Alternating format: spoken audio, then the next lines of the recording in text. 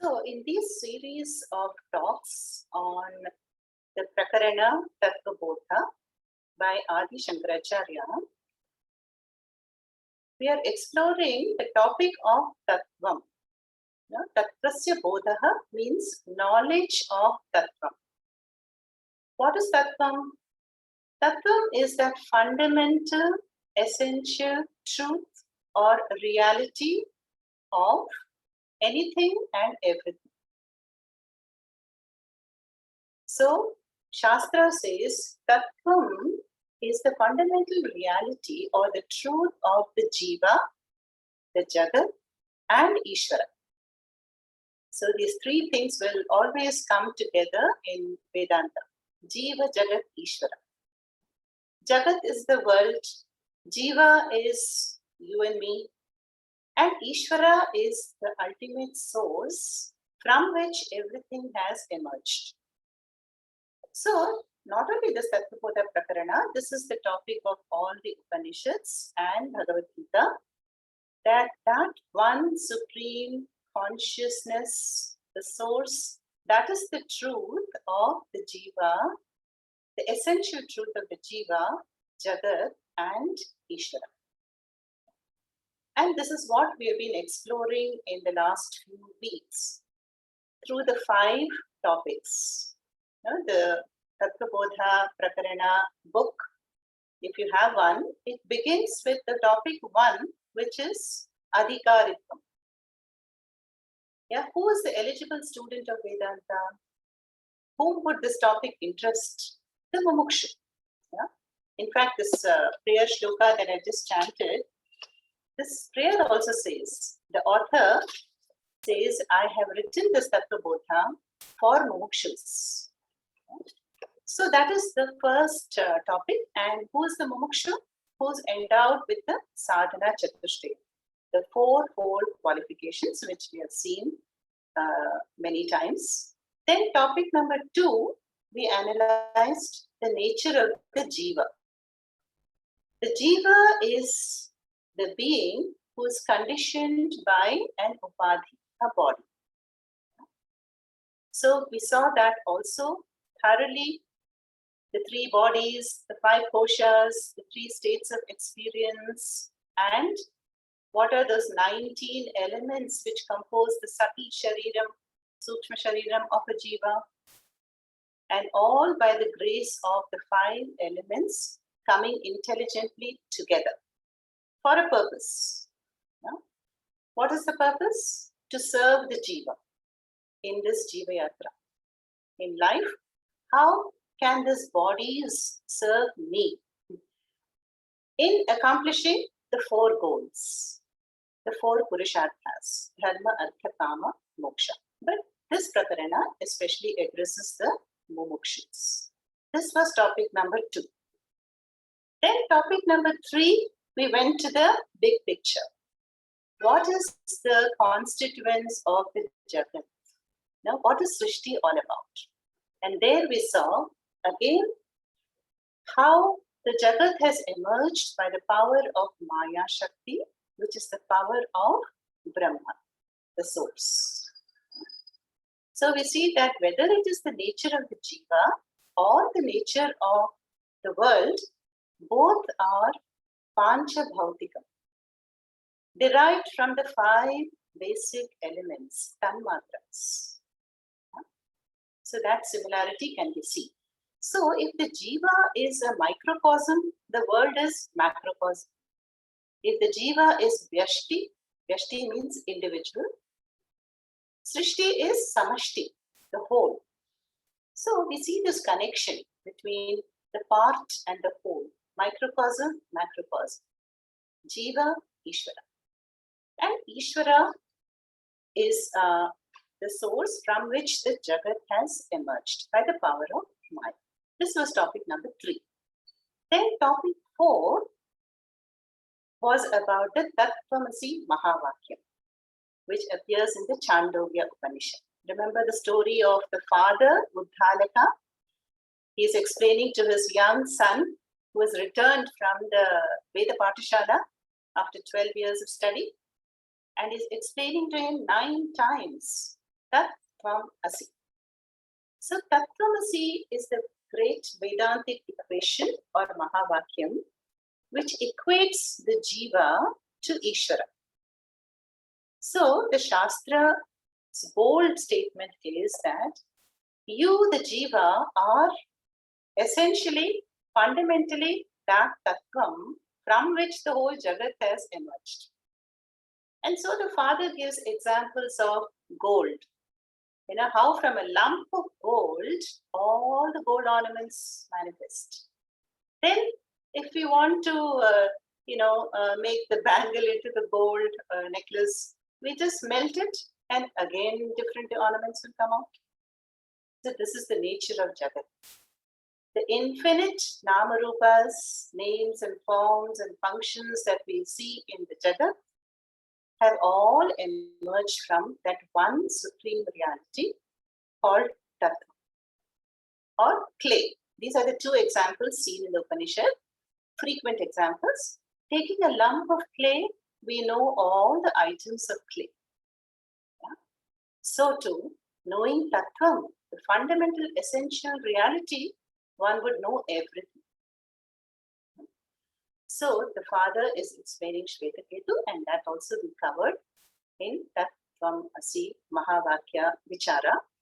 And in that connection, I told you the story of the 10th man. How the 10 travelers go and then cross a river, and then the leader is counting all his friends, but he doesn't count himself. So the Vedanta says that what we are searching for is within. The seeker is the sought. So that is the message of that story. Now this Tattvamasi Mahavakyam is not easy to understand because it is such a bold statement. How can the Jiva, I am a struggling Jiva, and how can I be equated to Ishvara? That is the paradox there. So there we saw the two words there, Vachyartha and Lakshyartha. If we take the literal meaning, can Swamini be equal to Ishvara? Literally, no. It's not possible. Yeah? So Shastra says, don't take the literal meaning, take the implied meaning. The implied essential meaning. And this is what we have been seeing in the past few sessions. And last session, I had asked a question and asked you all to put in the chat box, who am I? So we got a number of responses. Yeah? So all begin with, I am Lalita. I am NRI. I am working, eating. I am sleeping, we cannot tell. I am parent, grandparent, wife, husband, senior citizen, retired, tired, happy, confused, tall, short, dark, fair. All these words can come after I am. So we can put a verb, I am listening, which I hope everybody is listening. I am a parent, a role. I am tired, adjective. Anything we can supply after I am. So Shastra says, what is that I am? Look at the I am, which is constant. I am, I am, I am, I am. And this is the first line of Adi Shankaracharya's Pratasmarana Stotra. Pratasmarami hridi samspurat atmatattvam. That atmatattvam or I amness, that is pulsating in every jiva. I am, I am. So that is why nobody can negate themselves. That pure existence is ever there. Not only in us, in a pen, in a table, we say table is, pen is, flower is, I am. That amness and easiness is what Satyam Atma. And that is the Satyam or the Tattvam or the Shuddha Chaitanyam referred to as the fundamental essential reality by the Shastras. And we also saw the explanation that Atma Tattvam is Sat Chit Ananda Swarupa. What is the nature of Atma? Because Atma cannot be seen, tasted, touched, felt, smelt, heard. It is not available as an object. So, Shastra says it is Sat, timelessness, nature of timelessness, which means it is not subject to time. It was there before our birth, it is there even now as I'm alive, and it will be there when the body will be unmanifest. Past, present, future, that which continues is pure existence. Then Chit. What is Chit? Consciousness. We saw that bucket example, how the subtle body in each one of us reflects the Chit. And so we have a glowing, sentient body. Like even the electricity which flows through the devices. So that is the Chit aspect. Yeah? Sentience or consciousness. In Sanskritam, we call it Jnana Swarupa. Then the last highlight is Anandaha. So Anandaha is Anantam. There is a mantra in the Taittiriya Upanishad. Satyam Jnanam Anantam Brahma Yo Veda Nihitam Guhayam Parame Vyuman. Saying Sat Chit Anandaha can also be said as Satyam Jnanam Anantam. So match them. Sat is Satyam, Chit is Jnanam, and Anandam is Anantam. And Anantam we all can understand, limitless. So I appear to be limited to this form, to this particular mind, to this gender, to this age, to this role, to this nationality. But what does the Anantam say? I am limitless, without boundaries. That is the Anantam. So Satchit Ananda Sarupaha Atma or Satyam Jnanam Anantam Atma is what the I am all about. Then all the words that we supplied after that, a role, or I say I'm a Brahmin, I was born in this Gotra, this is my Nakshatram. What are all these definitions? They all belong to the bodies. So they are called Mithya definitions. Are they permanent? No. The roles change. Sometimes even the gender changes. So we see that what is a changing factor is Anatma. Is called Mithya by the Shastras. It is the variable component. But what is invariable, constant, I am, is Satyam Atma. That is a stable ground. In these times when everything is changing and spinning around us, and there is so much uncertainty and vulnerability and unpredictability, what is the most stable ground for a yogi? Atma Satyam. Everything else is the principle of matter and will change all the time. Don't we observe it? We are observing changes in the body, changes in the mind, changes in our family situation, changes in the environment, weather, everything is changing except Satyam Atma. Yeah? So in that answer, whenever I say I am, I should stop with I am. But it sounds incomplete, isn't it?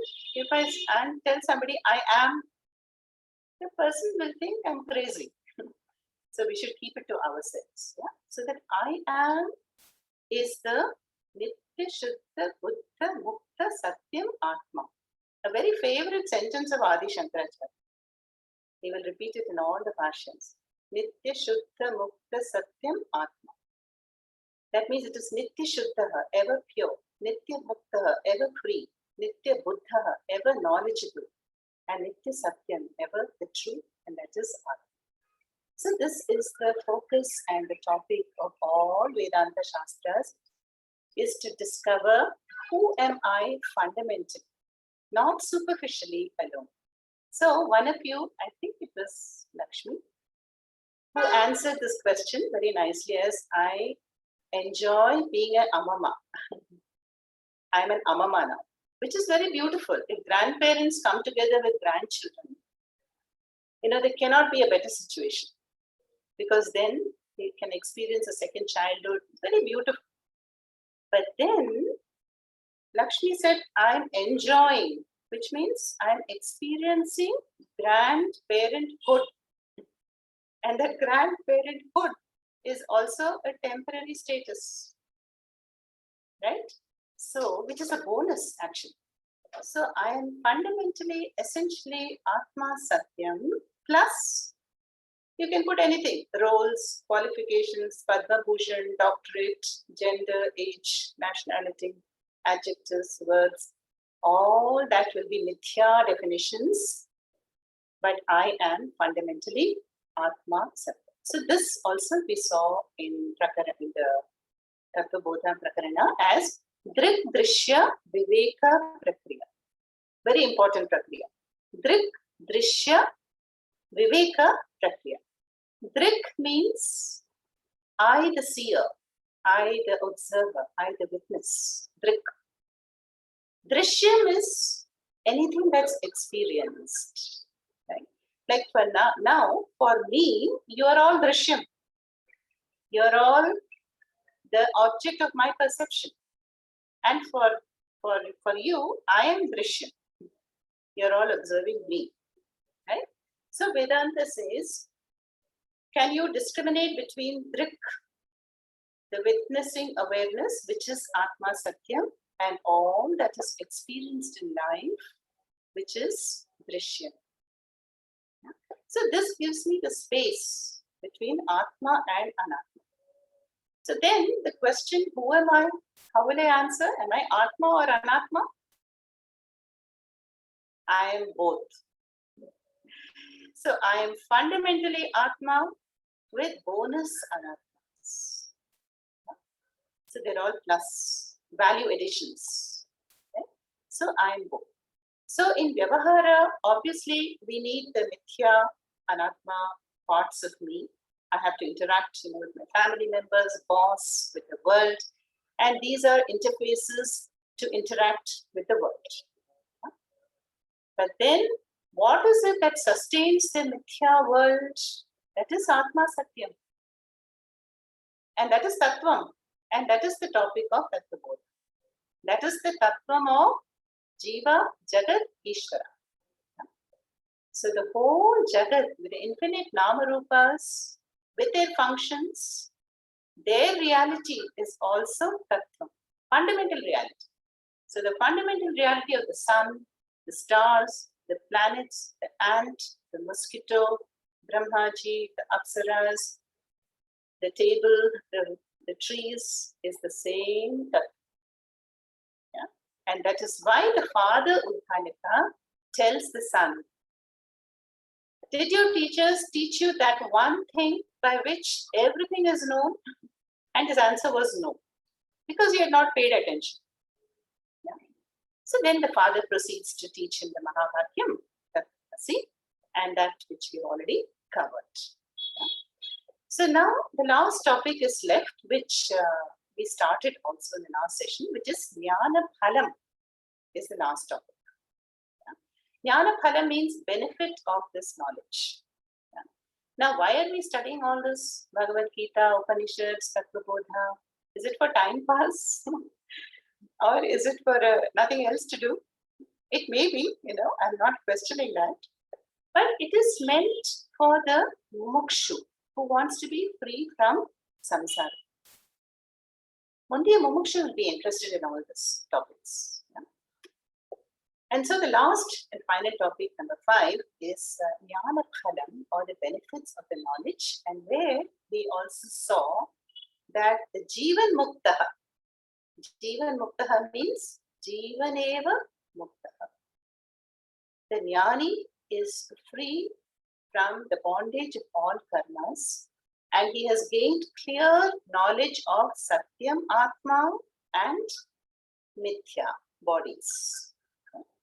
You know, this the example of a chocolate, I think I've given this before. You take any chocolate, Parle, Melody, Ferrero, Hershey. The chocolate will always come in a wrapper, right?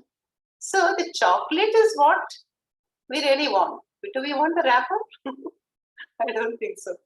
So the chocolate is the content or essence. That is the tattva.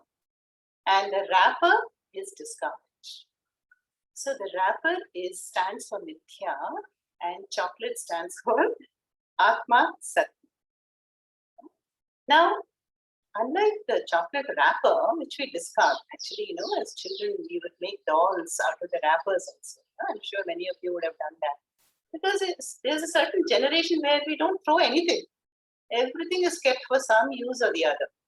Yeah. But here, the mithya me is not to be discarded, not rejected. Who's the mithya me? The one who's talking. Who's the mithya you? The one who's listening and taking notes. So very useful. So you see how the bodies are very useful to serve the purpose that the sadhaka must reach the goal, which is moksha.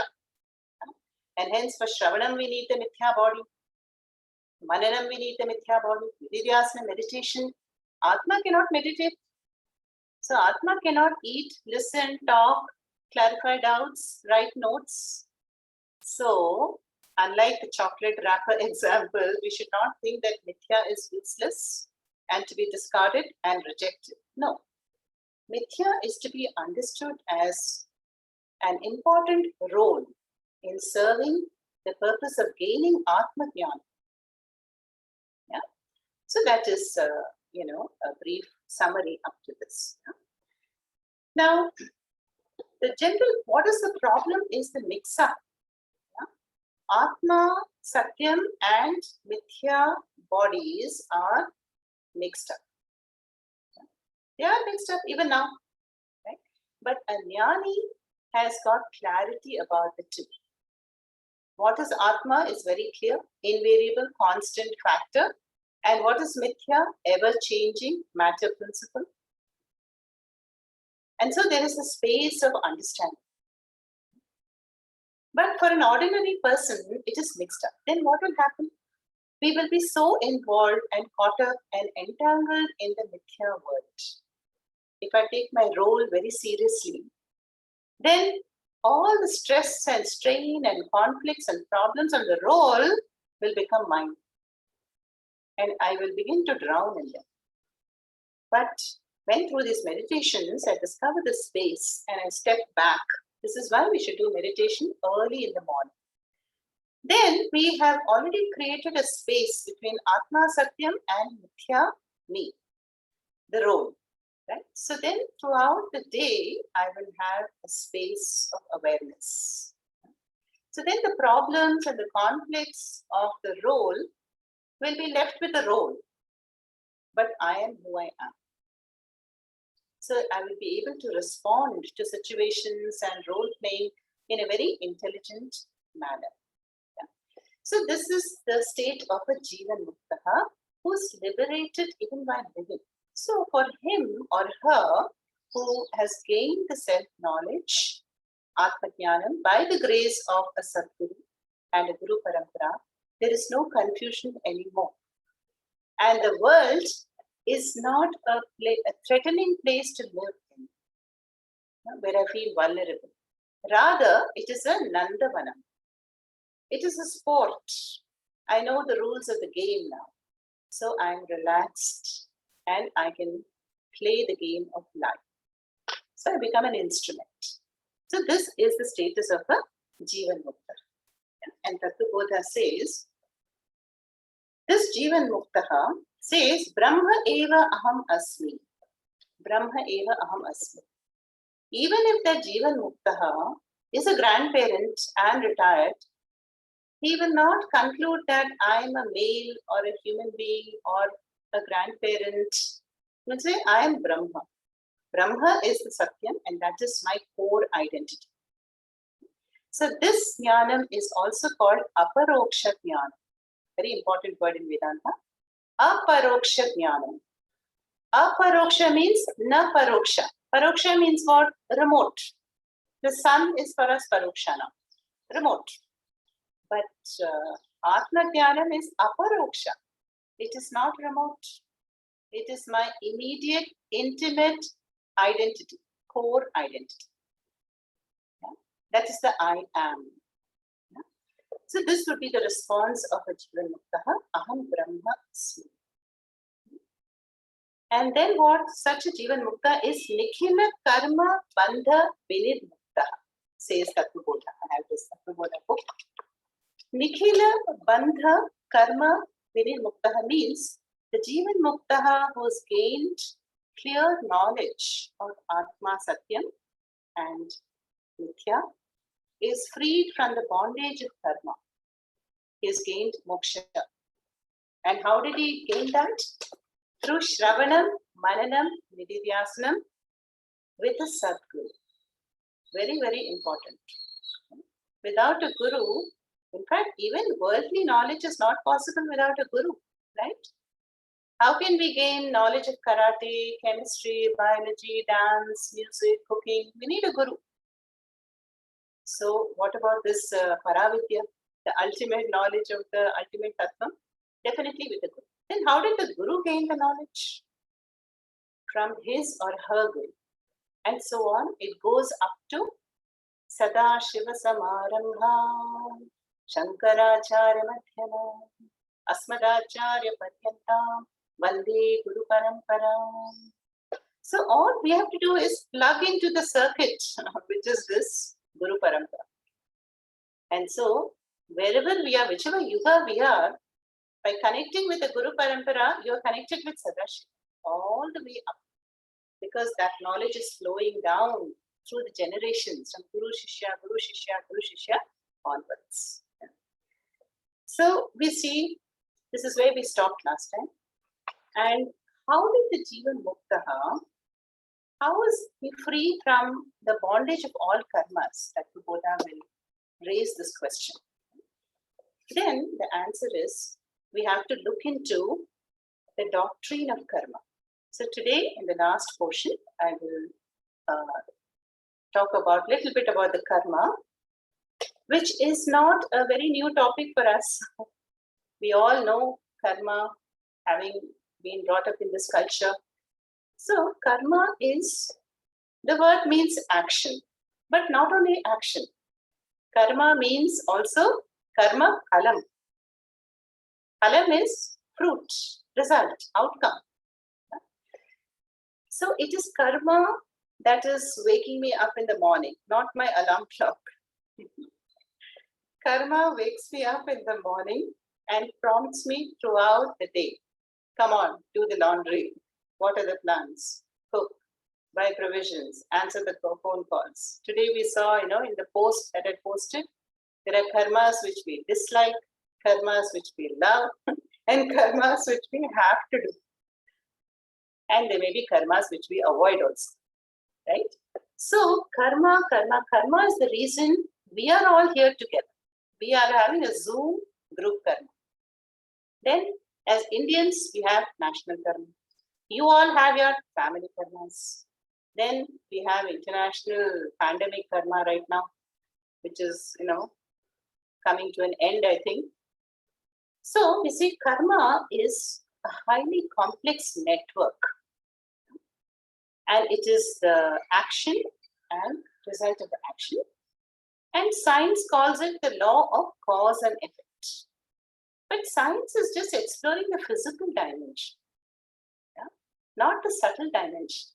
Sukshma part, science cannot touch upon that. But our Shastra says, the law of karma operates on the subtle planes and on the physical planes.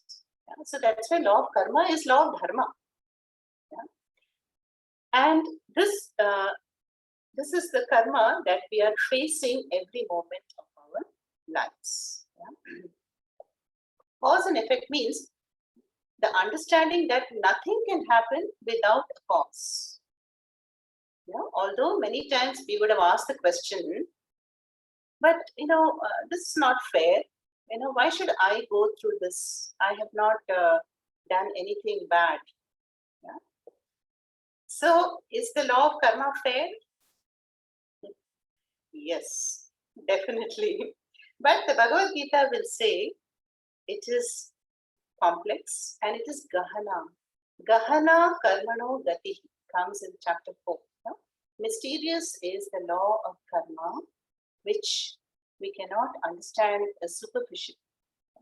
So today we're going to just touch upon this karma topic here and then come to the Jivan Muktaha. And that is the last topic of Tattvabodha. So I'm just going to share screen.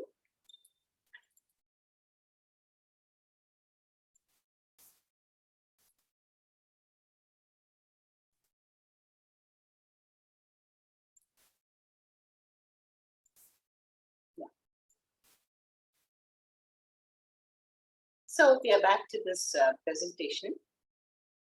So karma comes from the root kru in Sanskrit, and kru means to do.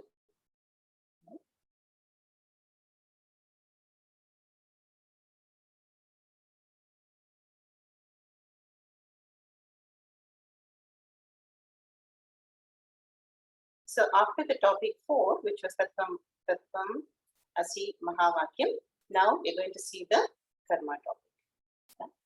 This is the last topic of Tattvabodha Prakaranam, which is about Jnana Phalam. What is the fruit of knowledge? Why am I studying all this? Because I want to be free from samsara. Then what is samsara? Samsara is suffering. What is suffering all about? Papa karmas, right? And papa karmas are because of desire. So Shankaracharya describes the wheel of samsara as kama, karma, karma phalam, papam, punyam, janma. So here, a Jivan Muktaha is, we'll come to the slide later. Let's go to the karma slide. The laws of karma. So the scriptures point out that every karma, every action produces a result, a phalam. And there are two kinds of results for every karma. What are they? One is the drishta phalam. Drishta phalam is visible result. But then there is an adrishta phalam, invisible result. And that invisible result is again twofold. Papam and punyam. Papa is a demerit and punyam is a merit. Today is Ekadashi, right? So some of you would have observed, I think, Nirjalam Ekadashi. Yeah, Uma was sharing the story in the Mahabharata about how, Bhima, one of the Pandavas, is unable to observe the Ekadashi fast. Bhima is called Brikodaraha. Brikodaraha means who has the udaram, the stomach of a wolf, always eating and eating a lot. So when others question him, he says, I'm sorry, I cannot fast every 2 weeks. Then they tell a solution that, okay, you fast one day, and that is his Ani Masam. If you do the Ekadashi in this month, that is equivalent to 1,000-fold merit. It has to be Nirjalam, I believe. So Bhima says, okay, I will do that. So today, if you had observed Ekadashi, then that is a karma, right? Karma not only means to do something, it means not to do anything else. Like if you did not eat today, that is a karma. Because it is centered on your will. So anything centered on the human will is called karma. So if you had done the Ekadashi fasting, then you would have, in your account, what will there be? Punya karma phalam. Adrishta punya karma phalam. So that is what the law of karma says, that any action, there is a visible result and invisible result. Drishta phalam, adrishta phalam. Then again, adrishta phalam is of two kinds. If we had done meritorious action, punyam is credited. Then if we had gone against dharma, like, if I'm rude to somebody, I'm rude to the maid because I got angry with her or upset with her. Then what is the drishtaphalam? She is upset, she's crying. I also get upset later on. I start regretting. But adrishtaphalam will be what? There will be some papam which will affect me in the future. Somebody will be rude to me.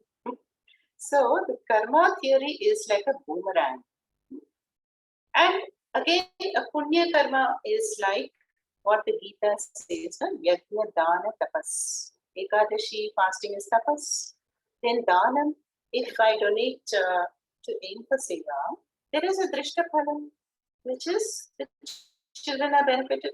Adrishtaphalam, punya will be credited into the jiva's account, donor's account. And that punyam or papam is not seen. It is unmanifest and it will manifest later as a favorable situation or suffering situation. So punyam will translate into sukham and papam into dukkha. So this is the pattern of the karma.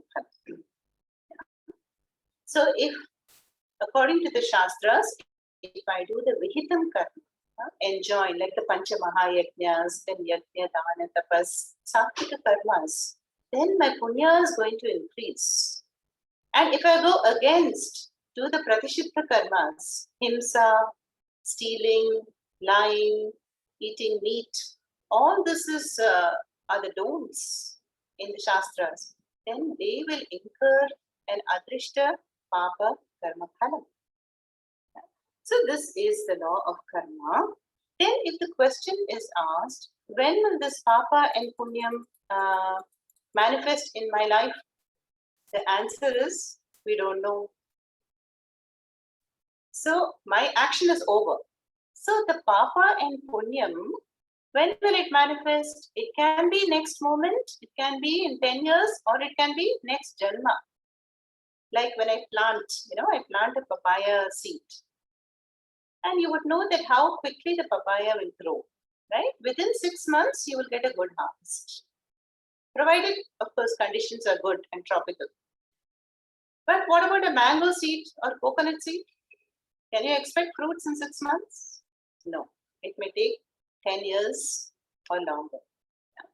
So the adrishtaphalam, papa and punyam are delayed, but they are in the jiva's account.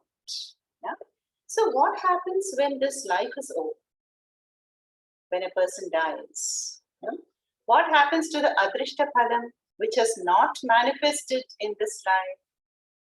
The Gita says in chapter 6 that papa punyam, which are in the form of samskaras in the subtle body, sukshma shariram, is carried forward. The jiva leaves the present physical body, which goes back and gets recycled in nature, Pancha Mahabhutas, and the subtle body travels to the new environment, the new physical body. Subtle body is the same, old, but the physical body, physical environment, the new family is, Shastra also says they're waiting. So the jiva is welcomed somewhere else. And here it is bye-bye or namaskaras. Generally we say, that is why we should never use the word RIP when somebody departs. There is no resting. There is an onward gati. So we should pray for good gati, should pray for sadgati. Om Namo Narayanaya, sending prayers and blessings. Yeah? So there, the subtle body will have the unfructified papa punyam, the result of all the meritorious and demeritorious actions done in the previous life.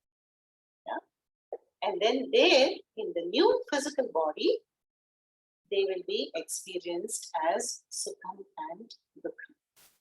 Then in that new birth, new physical body, what happens? More actions, Then again they can have Drishtaphalam, Adrishtaphalam. Adrishtaphalam will have Papa and Punya. Then again the Papa, Punyam, Adrishtaphalam is carried forward to the next birth, and this continues. How long will this continue? Infinite times. So it is called Anadi Kala. Anadi Kala means no Adi, no beginning. That is why it is Sanatana Dharma. Our religion is called, Hinduism is called Sanatana Dharma. And we saw how the universe goes through eternal cycles of manifestation and unmanifestation. Yeah? There is no creation. There is only manifest, unmanifest. Like the tree goes back to the seed. From the seed, again the tree comes. Yeah? Vyaktam, Avyaktam. Vyaktam, Avyaktam. So this is the wheel of karma. Yeah? And hence what?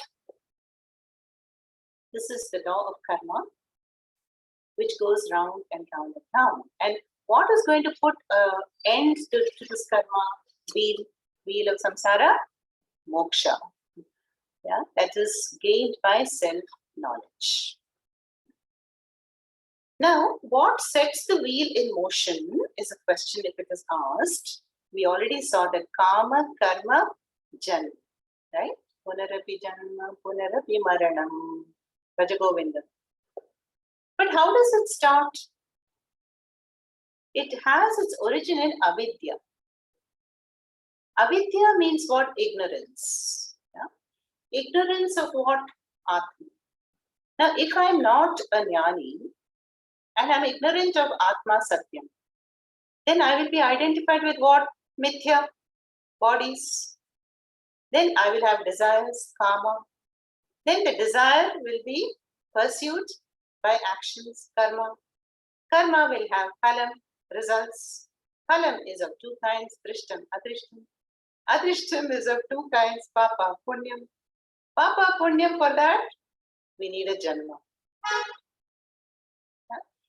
So, without a janma, physical birth, we cannot exhaust the karma phalam, whether it is punyam or papa. Yeah? Punyam will give me a happy situation, favorable situation, and papam will give me some kind of suffering, mental suffering, or on the physical body also there may be some suffering. So a good astrologer can see in our horoscope. Yeah. So only the current life, you will see, he or she will see, at which stage will be a loss of health or loss of wealth or business will go down. And then also the Punya Kalas can be seen. And he will say, oh, this is your Shani Dasha will start in this year. And 7 years, you have to be careful. And Shukra Dasha, yes, it's a good time to get married. Go ahead. Yeah? So this is the predictive science, astrology. And a good astrologer can predict this for the current birth. Yeah? So now we come to the next topic, which is what are the 3 types of karmas? Yeah? So the 3 types of karmas are Sanchita karma, Prarabdha karma, and Agami karma. You would have heard of these also. And see, this is why we are studying Tattvabodha, because all these terms are very freely used in the Gita and Upanishads, but not explained. Because they assume that we already know all this, and that is why we are studying the Tattvabodha. So the 3 types of karmas are Sanchita, Prarabdha, and Agami. What is Sanchita? In Sanskritam, it is Samyak Chitta. Samyak Chitta means very well done. Chitam means collected, accumulated. So Sanchita karma is the well accumulated sum total of all the karmas gathered in the infinite janmas of the past. Infinite karmas. So which means all the papa and punyam accumulated in all the infinite janmas, yeah, but which are locked up unmanifest. So in fact, this is what is Karana Shariram all about. We saw the three bodies, right? So, Sthula Shariram, we can see. Sukshma Shariram, only I can see. Karana Shariram, nobody can see. And that Karana Shariram is the seed. So what is the seed? Seed is the sum total of Sanchita Karma. Sum total of all the karmas that I would have performed in the past since Anadi Kala. Yeah? In the Gita, Bhagavan says, no, in chapter 4 to Arjuna, Bahuni me vyapitani janmani tava charjuna tanyaham sarva vedaham. Bhagavan says, oh Arjuna, you and I have gone through millions of births in the past. But only difference is what? I know them all and you don't. So you don't know who you were in the past birth. But I am fully aware. Why can Krishna can say that? Because Krishna Paramatma is the Jnani, Jagat Guru. So that is the Sanchita Karma. And it is often compared to, as compared to like the fixed deposit in our bank. So we do that, right? We lock up a certain amount in a fixed deposit for 10 years. Yeah? So that amount of money is not available to me to use. The Sanchita Karma is like that. Compared to the fixed deposit of karmas which are waiting to manifest but currently locked up. Yeah? But they have to be experienced. Right? Then second karma is prarabdha karma, and this we can very well relate to because prarabdha karma is prak arabdha. Prak means at birth, arabdha. So the karma that has begun to bear fruit from the time of birth is my prarabdha karma. And this prarabdha karma is a chunk or a portion taken from where? Sanchita Karma. Yeah. So it is, said humorously, Sanchita Karma is a cake and Prarabdha Karma is one piece given to me to enjoy in this life. Yeah. So what will it involve, Prarabdha Karma? It will involve, where I'm born, to which parents, which yuga, Kali Yuga, Prathamapade, Bharatakhande, and fortunately, I'm born in Bharat. I'm born as a man, and I have to go through these set of experiences and situations, whom I will get married to, what I will study, how long I will live, lifespan. Everything comes in a package, and that's a chunk out of Sanchita Karma that is called Prarabdha Karma. Yeah, and this is also what we call as Vidhi, fate, destiny. And to connect with the example of the bank.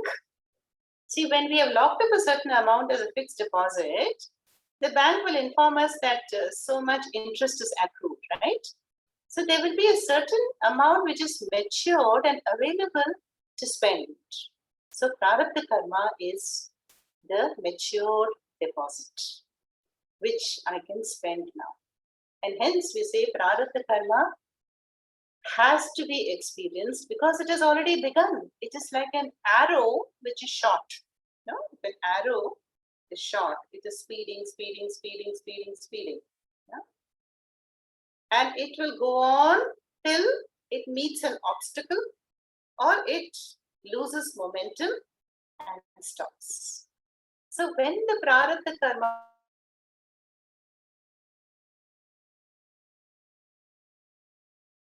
for this birth is over, life ends. That is the purpose of this life. And hence our Puranas and just life shows us the Prarabdha, is it not? Why does a child after 8 years, life is over? Or 30 years, and somebody is smoking and drinking and lives up to 108. So it is all a question of Prarabdha Karma. Some free will is also there. So prarabdha karma is a chunk of the sanchita karma. Yeah? And that is the script of this life. So whenever we find a situation which is very intense, which I'm not able to change, no, then the understanding is that it is my prarabdha karma. So the best option may be to just wait and be patient. Yeah? So if I can change, let's say the boss denies me the increment for which I worked very hard, then I can change the job. I can resign, right? But there are some situations where I have to just be patient. So there is, we will come to that discussion also, free will versus fate. But for now, this is prarabdha karma. Then there is a third karma, which is called agami karma. The agami karma is arriving karmas, aane wala, potential. So what this means is, even as I'm exhausting the prarabdha karmas, I am creating fresh karma.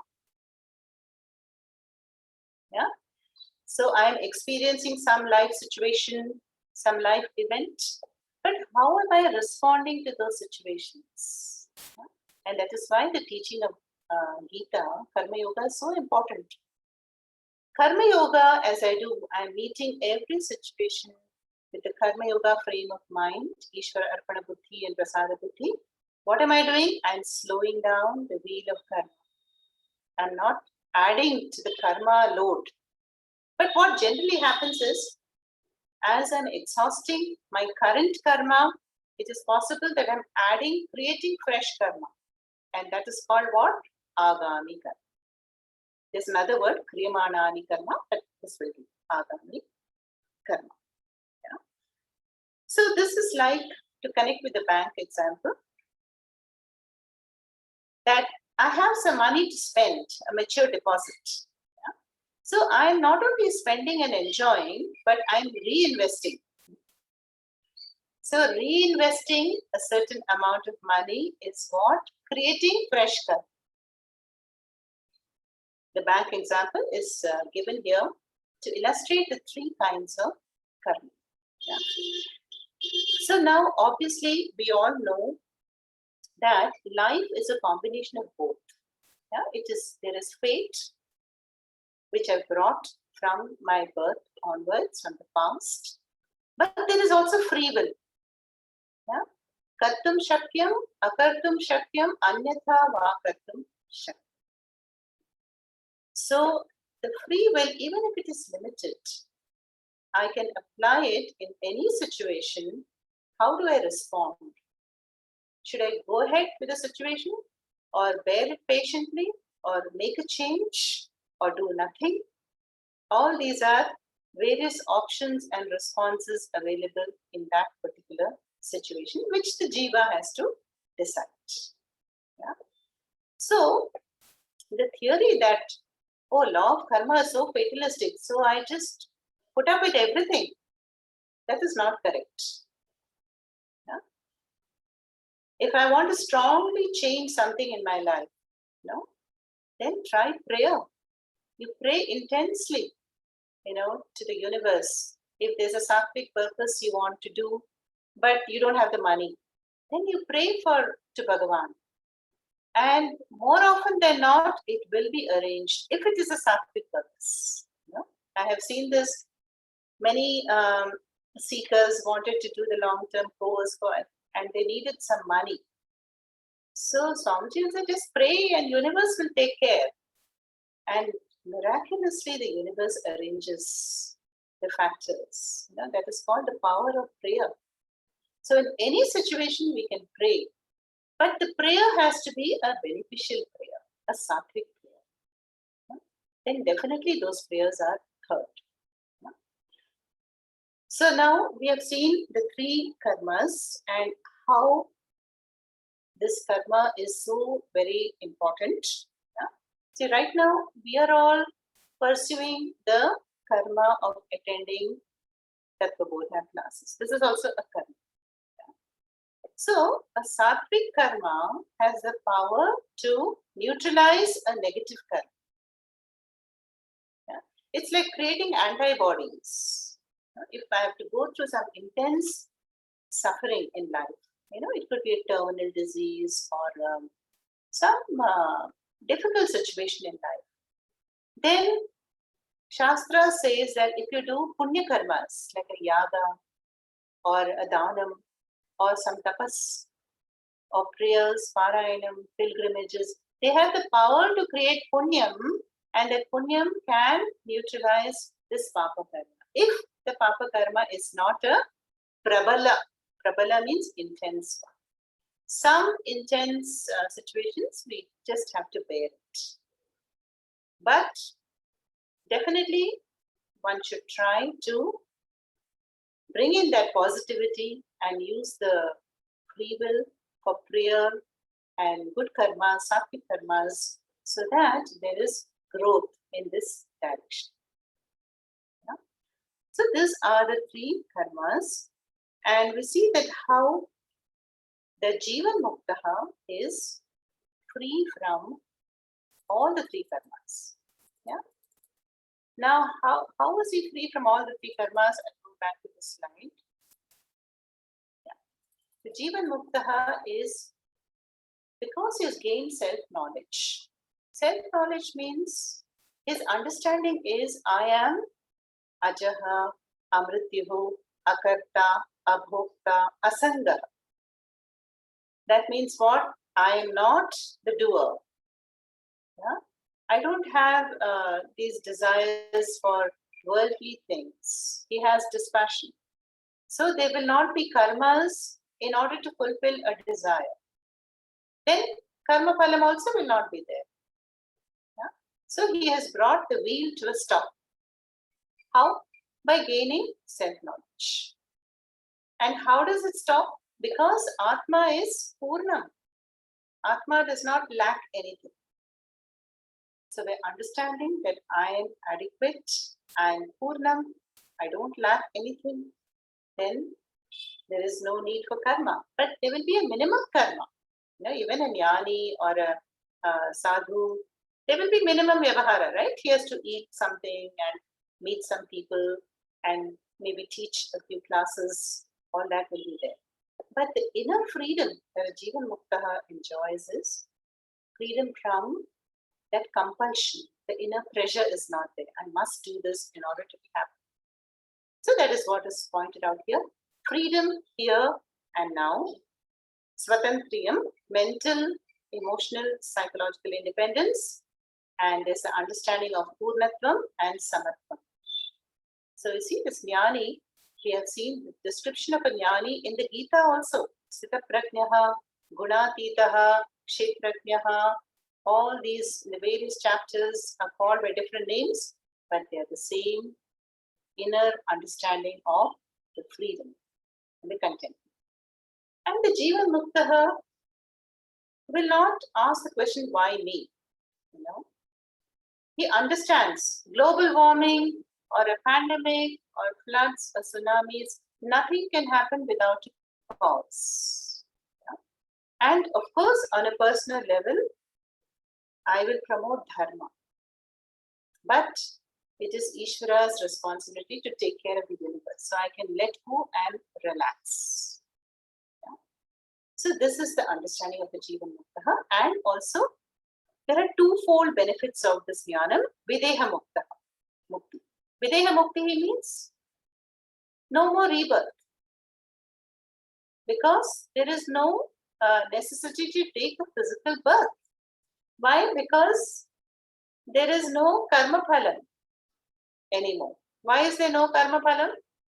Because there is no account anymore. The jiva account is not there anymore because the identification with the bodies is not there. So the Jivan Muktaha has found the most stable ground, the limitless Anandam of Atma Satyam. And the bodies, yeah. Now, how does the Jivan Muktaha be free from karmas? We have to see that also. Sanchita karma. Sanchita karma is said to be gets burnt We saw how big is the Sanchita Karma? Infinite store of all the past karmas.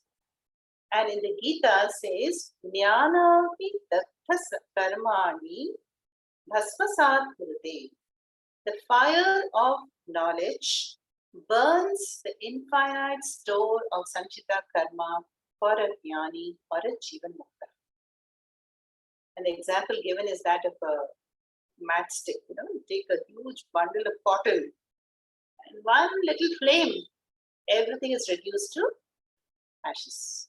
So Sanchita Karma will not manifest. It's entirely burnt up for the jnani because of the fire of knowledge. Then what about Prarabdha Karma? Prarabdha Karma obviously will continue because the jnani had a date of birth, right? And then the Prarabdha Karma is for maybe, let's say, 90 years. Then around 70, became a jnani. Balance is there. So for the jnani, Prarabdha Karma continues. That means what is there in the package will manifest. But it will not affect the jnani.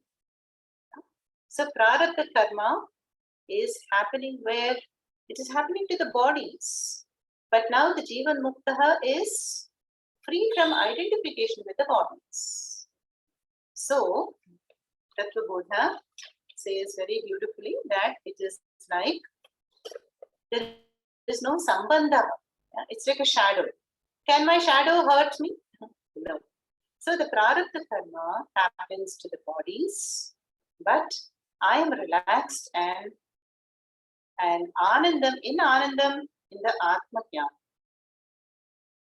So the Prarabdha Karma will continue. What about Agami Karma? Will it be there for a jnani? Tattvabodha discusses this also. Agami Karma is also destroyed by knowledge, like Sanchita. Why? Because now the jnani does not have kartritvam. There is no individual. I want to do this. I don't want that. So there is no punya and papa for the jnani. But what happens is, now the jnani has gained Atma Jnana. So he is free from the bondage of all karmas.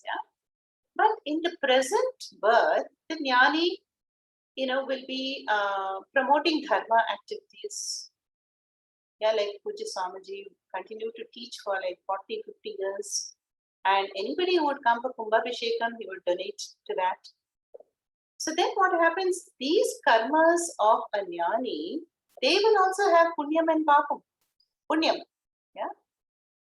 So let's say Swamiji donates some amount to a temple society. Then that will result in punyam. So where will the punyam go? Not to the jnani. Will it be just floating around? It has to go somewhere. Somebody has to experience it. So Tattvabodha says, the punya karmas of a jnani will go to all the followers, to the students and devotees. Those devotees who do namaskaras to the jnani or the Guru Parampara or uphold the institutions like Tempa Seva and Veda Pathshalas. Most of you are doing that. So then that punyam will come and attach to the jiva who is, respecting the parampara. Then the papa karmas, adrishta karmas of a jnani will go where? First of all, we have to ask the question, how will there be papa karmas for a jnani? Papa karmas will be there.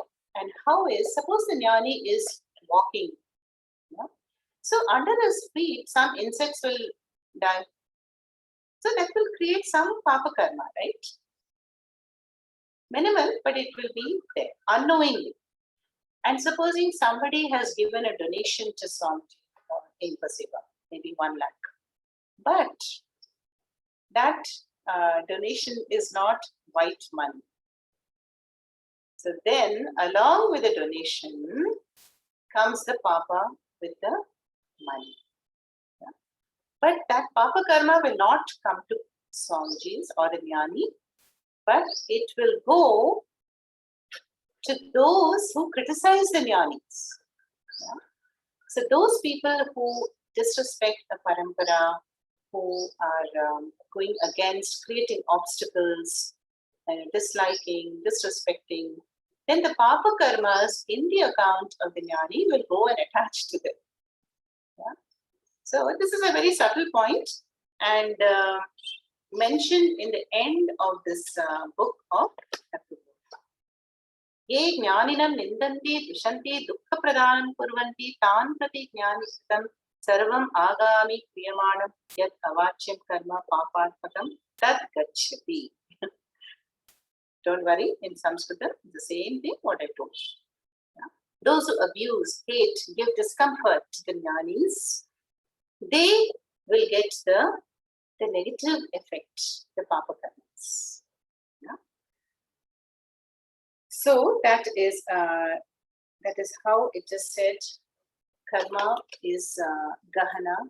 It is complex. It is we can never know the result, which karma I will experience when, how much papa is there, how much punya is there, we don't know. So what is the best way to deal with all this? It is by simply karma yoga. Yeah. Simple karma yoga. If I day to day I'm changing my attitude, becoming prayerful, pursuing knowledge, and doing namaskaras, then the karma gets exhausted. No fresh karmas are going to be created. We're slowing down the beat of samsara. Yeah? And hence, at the end of Tattvabodha, the author says, Atmavit tarati shokam. Another very important mantra from an Upanishad. Atmavit means the one who has gained Atma Jnanam. Atma, Atmanam, Veti, the Atmavit. One who knows the nature of Atma as Satyam. Shokam tarati, crosses over sorrow. Now, again, here we have to understand it as the Jnani may have pain. Pain is there in the body, but not suffering. Emotional pain will not be there. There is the difference. Yeah? Atmavit Shokam Tarati. That is the last shloka.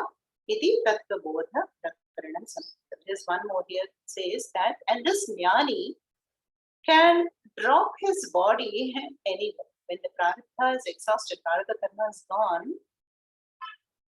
There is a tradition in our culture, at least in the older people, that they would want to go to Kashi, because Kashi is mokshapuri, to leave the body.